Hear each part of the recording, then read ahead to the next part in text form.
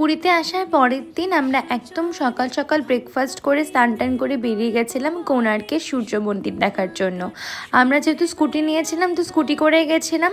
মাঝখানে না প্রচণ্ড পরিমাণে টায়ার্ড লাগছিল, সবাই মিলে দাঁড়িয়ে ওই জন্য একটু ডাবের জল খেয়ে নিলাম। মানে পুরী থেকে কোণার্কের রাস্তাটা অনেকটাই ডিস্টেন্স, বাট যাওয়ার রাস্তাটা এতটা সুন্দর, তোমরা তো দেখতেই পেলে। প্রথমে জঙ্গলে মানে গাছগুলোর মাঝখান দিয়ে, দেন মেরিন ড্রাইভে আমার খুব ইচ্ছা হচ্ছিল চালানো, তো 15 কিলোমিটার আমি চালিয়েছিলাম, বেশি চালাতে পারিনি কারণ গৌরব দিচ্ছিল না। এই হয় ঝগড়া ঝামেলা করে নিতে হয়। যাই হোক, দেখো কি সুন্দর লাগছিল, এই প্রথম এক্সপিরিয়েন্স আমার।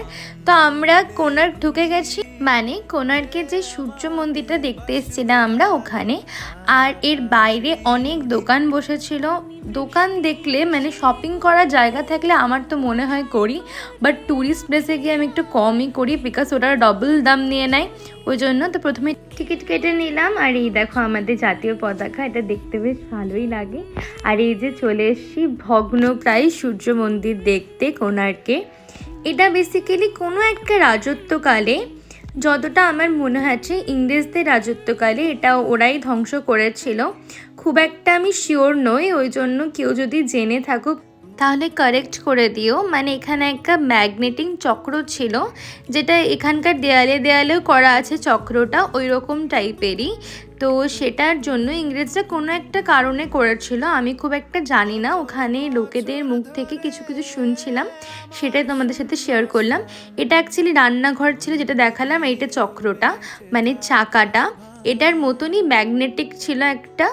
যাই হোক, তারপরে দেখতে দেখতে বেশ ভালোই লাগছিল, মানে আমাদের হিস্ট্রি তো ভালোই লাগে বেশ মাঝে মাঝে দেখতে।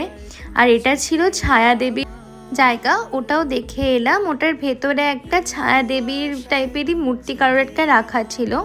তো দেখো মানে এটা এখনই এত সুন্দর লাগছে, এত ভালো আর্কিটেক্ট। মানে যখন ধ্বংস করা হয়নি, এটা ভাঙা হয়েছিল না, ওটা কতটা সুন্দর ছিল। আমরা সকালে বেরিয়েছিলাম ঠিকই, বাট ওখানে গিয়ে এক্সপ্লোর করার পরে 3টে বেজে গেছিলো। তো ওখানেই কাছে পিঠে একটা জায়গা আমরা লাঞ্চ করে নিয়েছিলাম।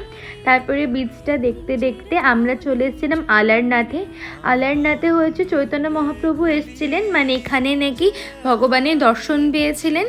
এই জায়গাটা বাবা বেসিক্যালি বলেছিল, আমি খুব একটা জানতাম না।